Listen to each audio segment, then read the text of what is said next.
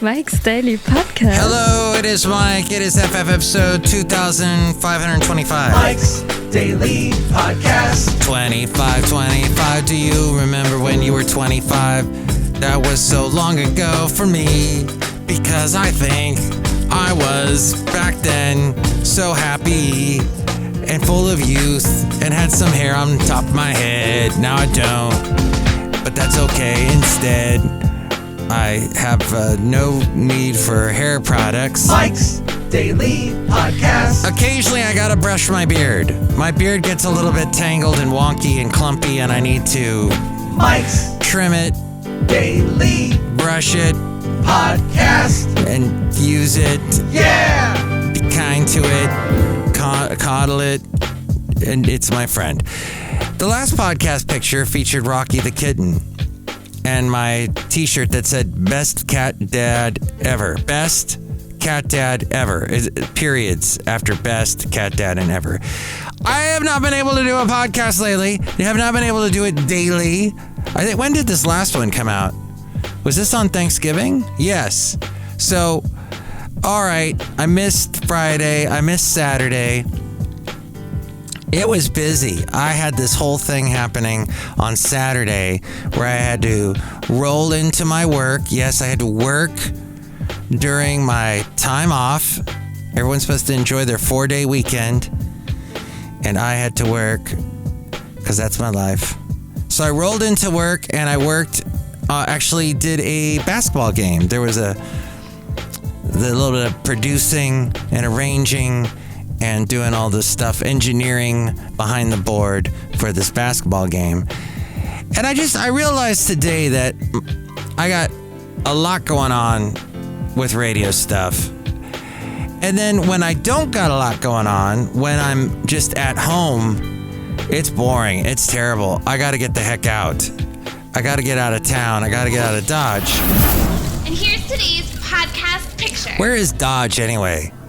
No, I'm not going to go there, so I'll never need to get out of there. The podcast picture is actually from Podcastro Valley.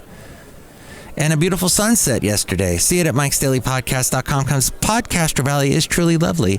And I am in Podcastro Valley 10 at the Last Place on Earth Cafe anyway, where we broadcast from here for Mike's Daily Podcast.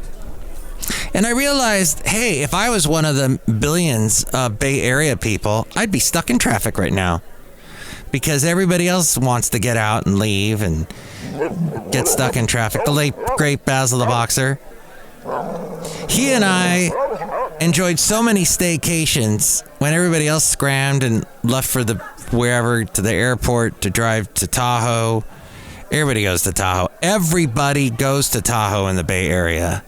I discovered that early on when I moved here like 13 years ago. I said, yeah, I know Tahoe's pretty, and I will visit it at some time, but I'm not going to do it on the weekend when everybody's driving there or around a holiday. Forget it.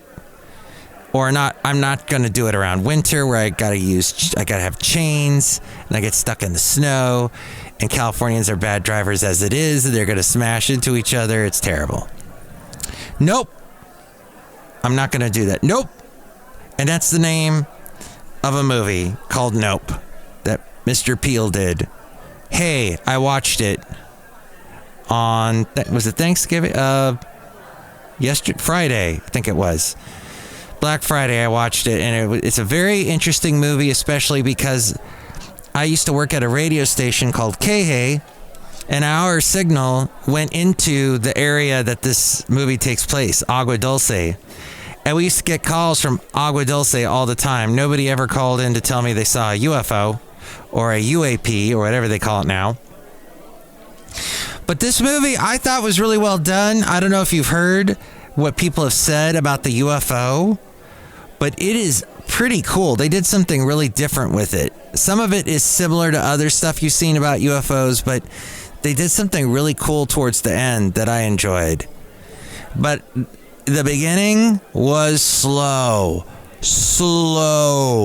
And yeah, Peel likes to start a mystery, peeling the layers, as it is said with words figuratively, but peeling little bits and, dropping little hints and little mysteries, building a mystery, doing the Sarah McLachlan thing.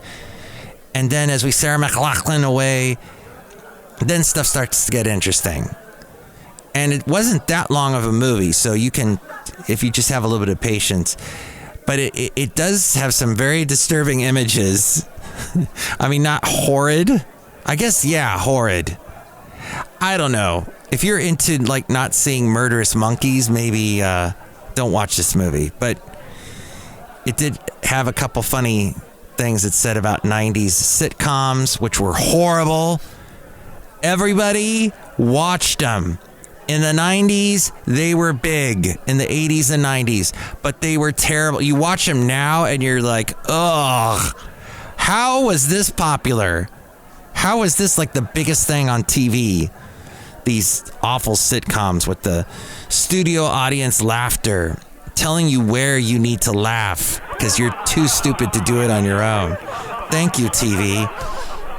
So, the many layers that Peele likes to make fun of comedy, or he's making comedy out of the entertainment industry in its many different levels. That was enjoyable, but some parts got pretty slow. But he was building a mystery, I get it. So I saw that, and that was the extent of the excitement that yours truly had.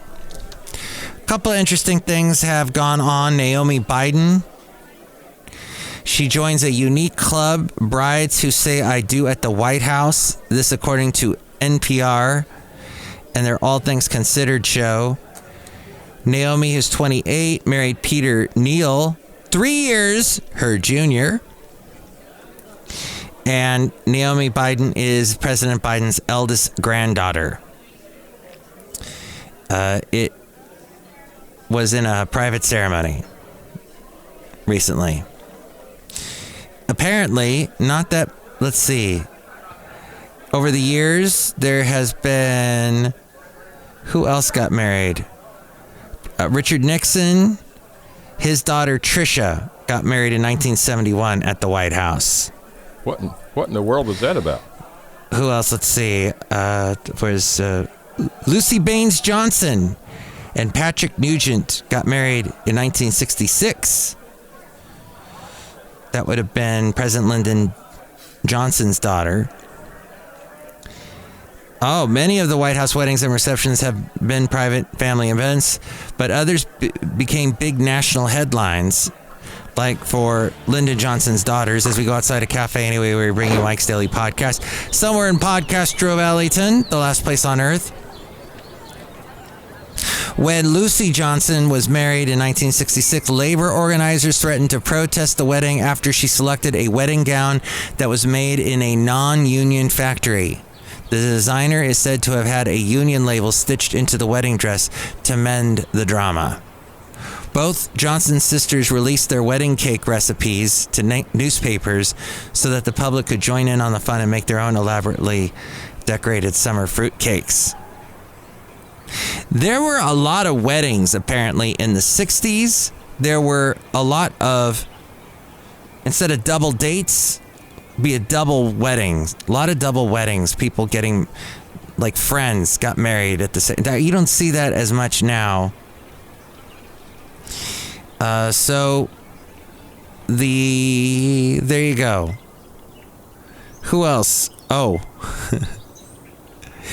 This, Lucy Payne Washington in 1812, the sister of First Lady Dolly Madison, was first married to George Steptoe Washington, a nephew of President George Washington.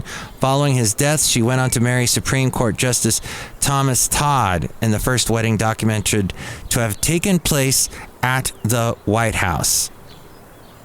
In 1820, Maria Hester Monroe, the daughter of President James Monroe, was wed to Samuel Gouverneur in a small ceremony at the White House. Gouverneur was the private secretary to the president and Maria Monroe's first cousin on her mother's side. Interesting. The son of President John Quincy Adams married Mary Catherine Helen, the niece of the First Lady in the Blue Room in 1828. John Adams II. 1831, Andrew Jackson Jr., President Andrew Jackson's son, and Sarah York were married in Philadelphia. A week later, their reception was held at the White House. In 1832, Mary Ann Easton and later Mary Ann Lewis, the Andrew Jackson White House saw 2 weddings in 1 year. The grandniece of the president got married, and later that year, the daughter of a close friend of the president's got married to a French diplomat at the White House. And let's see, 1842, there was Elizabeth Tyler, President John Tyler's daughter. President John Tyler got married in 1844 to Julia Gardner Tyler in New York. Nellie Grant in 1874, the daughter of Ulysses S. Grant, got married in 1874 at the White House. Emily Platt got married in 1878, the niece of President Rutherford B. Hayes. 1886, President Grover Cleveland married Frances Folsom, the daughter of his late law partner. Cleveland had been her guardian and the administrator of her estate. 1906, Alice Roosevelt, the daughter of President Theodore Roosevelt, got married with nearly 1,000 guests in attendance. In 1913 to 1918, the Wilsons, President Woodrow Wilson's daughter, Jessie Woodrow Wilson, married Francis Bowes Sayer in 1913. The following year, his older daughter, Eleanor Randolph Wilson, married the Treasury Secretary. And in 1918, Alice Wilson, the president's niece, married Reverend Isaac Stewart McElroy Jr.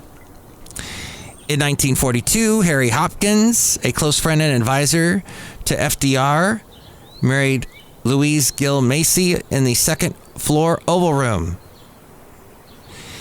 And they lived for a year at the White House.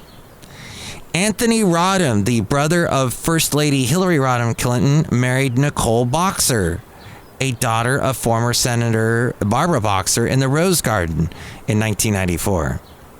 The event was very private.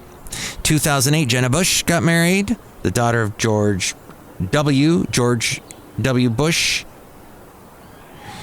And then Pete Souza, the Barack Obama's official White House photographer, was the last person to get married at the White House in a private ceremony. Fascinating. Hundreds of employees said no to being part of Elon Musk's extreme hardcore Twitter. Baloney. Musk gave Twitter staff a deadline to say if they are staying for his cultural reset of the company, and right on the deadline, the farewell emoji started pouring into Twitter's Slack.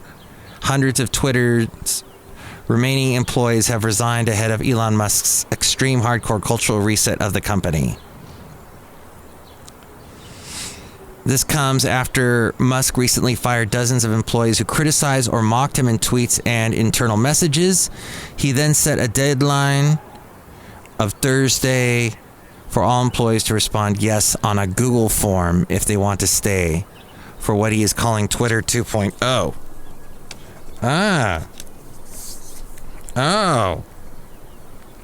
Twitter 2.0. Twitter had roughly 2,900 remaining employees before the deadline on Thursday, thanks to Musk's unceremoniously laying off about half of the 7,500 person workforce. I see. And then, Twitter employees resigned en masse on Thursday, raising concerns that the site could be knocked offline for lack of manpower as new owner Elon Musk struggles to get control of the social network after acquiring it last month. Twitter abruptly locked offices after a mass resignation on Thursday, a day after Musk issued an ultimatum. At least 1,200 full-time employees quit on Thursday. Interesting. Well, I was talking to my lovely lady friend today about how Gen Zer employees, They're not putting up with a lot of stuff that us Gen Xers put up with. And they're like, I want to be paid this much or I'm walking. And where do they walk to? I don't know. They either live on their parents' couch or they travel around the world. I don't know what they're doing, but they somehow say they're okay with not committing to anything and just wandering aimlessly. I know I did a little bit of that as a young man, as a middle-aged man, but still, at some point, you got to show a little bit of responsibility. Awesome. I don't have the facts and figures, but I'm willing to say on my podcast and not back it up, but there's probably a lot of Gen Zers in the tech industry. I don't know if they're, they put up with a lot. They're being paid. The more they're being paid, the more they're willing to sacrifice a lot of them. But they want that big paying job, and they do some crazy stuff in order to keep the job. But it looks like Twitter, a lot of them are saying no. In the other tech story in the world of tech, this big story. Elizabeth Holmes has been sentenced to just over 11 years in prison for defrauding investors by falsely claiming her technology could detect diseases from a drop of blood. Did you watch is it Amy Siegfried movie? Or did you see the documentary on HBO? The sentencing of the former Theranos CEO marks the end of the young founder's Silicon Valley saga. And the saga one in which she wooed investors with empty promises and idealism and raked in hundreds of millions of dollars. She pushed the envelope a little too far, said a law professor at Case Western Reserve University. You fake it till you make it, but it was too much fake, he says. But the case isn't entirely over. Holmes' former boyfriend and business partner has a sentencing scheduled for December 7th. He was convicted on 12 felony counts of fraud and conspiracy against Theranos investors and patients. Holmes also accused him of abusing her, though he's denied these allegations. And Holmes faced up to 20 years in prison for her actions. In a memo that depicted Holmes as a compassionate child who grew into a naive young business leader, her attorneys requested she serve 18 months of house arrest, followed by supervised release and community service. But she has been sentenced to just over 11 years in prison for defrauding investors. This on the Wired website, or if you get the Wired magazine. And finally, if you are in the Bay Area and you find yourself at SFO at the International Airport, San Francisco, apparently, along with the yoga rooms, which I discovered, just stumbled upon at one point. But hey, it's a great reason to take up yoga while you're waiting for a flight. They got art exhibits, which are fantastic all around. They had one about like 60s music and records and old record players. I remember seeing that once. And then there are some local restaurants that have outposts there, like Boudin Bakery or Bun Me. And there's some live music. There's also new touchless water filling stations that have hot, cold, and room temperature settings. And they're going to soon be dispensing free seltzer at those water filling stations. But this is interesting. They have a burrito that apparently is the... They have a burrito that's supposed to be the best. I think I've had this burrito. I forget exactly where it is, but it's a phenomenal breakfast burrito. But you got to be at the right terminal. And I wish, I don't have it. It's not listed here in this article from the Wall Street Journal. But I was fortunate enough in all of the sadness and the horridness, the horridity that I had to go through back in February when my mom passed away and I had to instantly fly to Florida. We happened to, while we were waiting, I'm like, oh my gosh, this is exactly where that breakfast burrito is. I haven't had one of these in ages, and I finally had a chance. It was so good. So that's one good thing about the San Francisco airport. There is a whole article about that on the Wall Street Journal's website. And yes, there's all the other fun things you can do there. I know there's some kind of candy store there too. So, all right. Hey, real quick, I just want to say that I'm showing a little bit of enthusiasm. A little bit of faith is starting to grow in my heart for the Republican Party, because I've actually heard some very staunch Republicans who were full-on Trumpers starting to say, hey, maybe this last election, the midterms, maybe we did not have the right candidates. Maybe we picked the candidates. Well, we didn't pick them.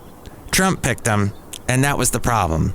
We should have thoroughly vetted these candidates and shouldn't have just accepted them because Trump said, oh, they're great, they're huge, they're wonderful, you get this guy. That was not even a... So I was kind of channeling a little bit for a second there, but you got to be a little bit more like this. The thing is that they do need to dial back on the power that guy has, because apparently that is what lost the election. Now, to a full-on Trumper, nope. It was once again Democrats from the tech world, all the friends of Elon and that worked at Theranos and Twitter, and all the Gen Zers with their super hacker ways. They were able to hack into the election and make it so that the Democrats won and there wasn't a big red wave. However, there were a lot of Republicans that won. Why does that happen? How are they able to? I mean, wouldn't you, if you had that power, wouldn't you want everybody in your party to win? So it's just lazy thinking to do this whole conspiracy theory thing. And that just needs to stop. The real thinking, the actual smart person's thinking needs to start happening. Where people start thinking in the Republican Party, what can we do? What candidates are the ones that are going to appeal to the major amount of people, to the masses? How are we going to win in 2024? And just stop with the whole whatever Trump says goes. But they don't, when you don't, it goes back to the responsibility thing. When you don't want to accept responsibility, you then blame everybody else and you blame everything. You come with these great fantasies about what happened a couple weeks ago. That just needs to stop. And no matter what I say, it won't stop. And what I've decided to do is use it as not only a learning lesson about how people on the right are doing this, but people on the left can do it too. And what I'm not liking is when I hear people on the left call certain groups hate groups, when they're not groups that actually hate anybody. They may disagree with the person on the left side, but that doesn't instantly mean that that group is a hate group. There's this sort of extreme ratcheting up. And if you don't agree with me, you're evil, you need to fall off the face of the earth. That's wrong.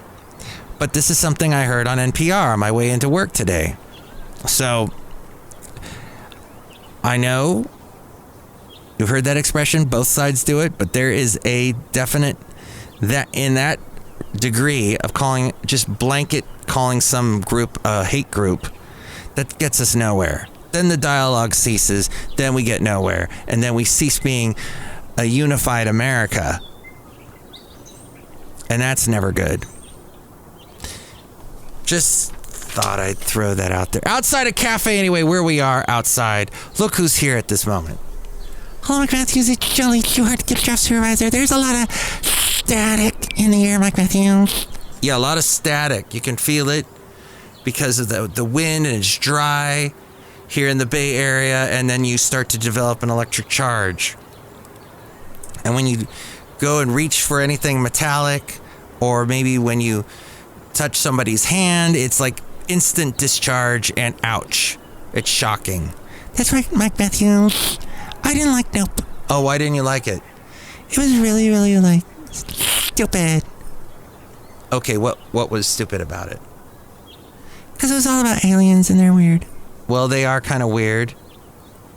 But it wasn't really one. It was more like an alien. Never mind, I'm giving away too much out. Look who else is here.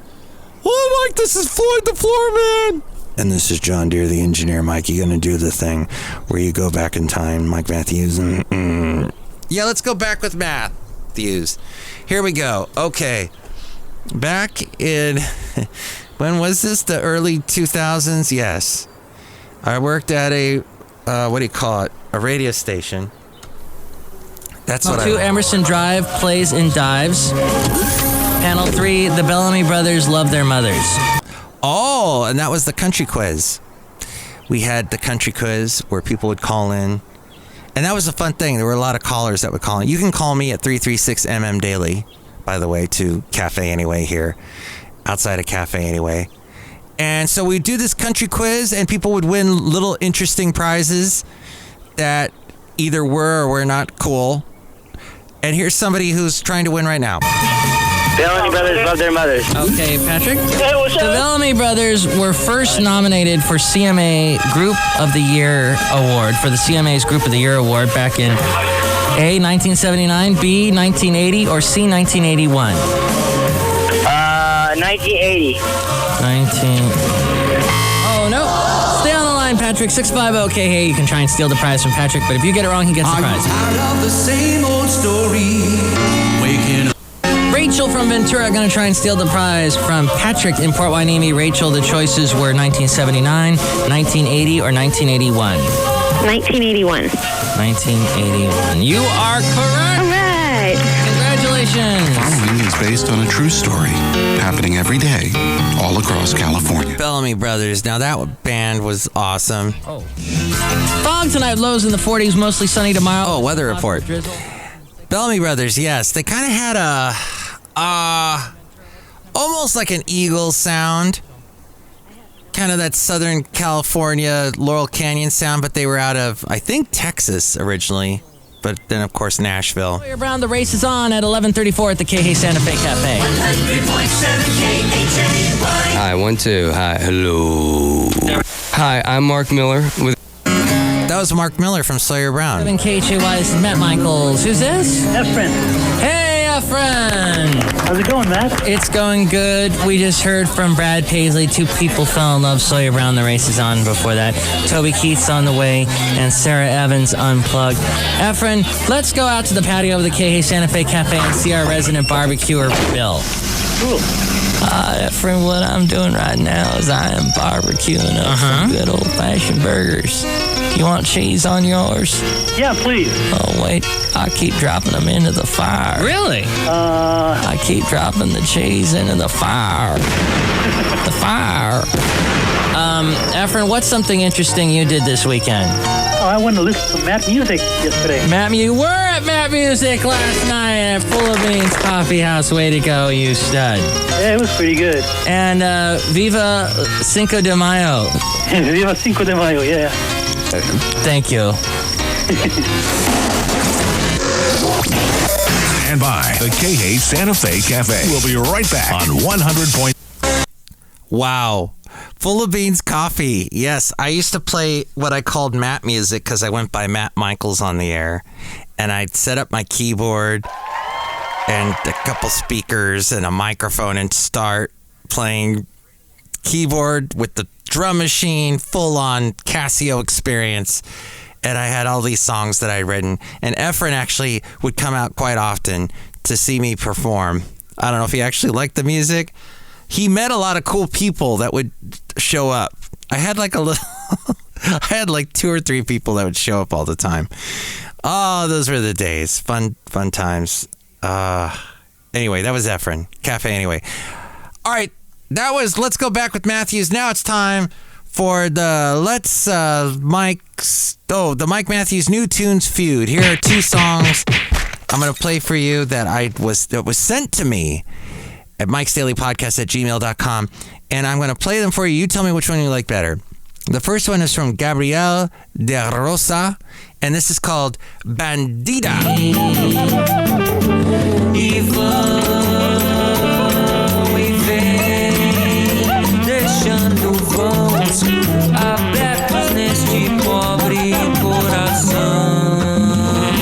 Corazón is heart. There you go. That's Gabriel de Rosa with Bandita. Did you like that song better? Or did you like this one by the Psychotic Monks? And this is a song called Gamble and Dangle. Program sabotage. Have a look down. Way too much into hand. History repeats itself. All right, there you go. I don't want to play too much because I'll get dinged by the YouTube. Oh, wow, it gets really crazy here. All right, so which one did you like better, Gabriel de Rosa or Psychotic Monks? Call me at 336MM Daily. 3 + 3 = 6. MM as in Mike Matthews Daily, as in what this podcast tries to be, and sometimes I get interrupted. Hey, thank you for letting me do my little tirade about this whole conspiracy theories and craziness and the crazy talk. We need to think smarter and talk smarter and less with the crazy. Let's do that, shall we? And with more ways to reach me, it is A-Frame. Mike's Daily Podcast is written and produced and performed by Mike Matthews. His podcast is super easy to find. Download or listen to his show and read his blog at mikesdailypodcast.com. Email Mike now at mikesdailypodcast@gmail.com. See you tomorrow. Bye!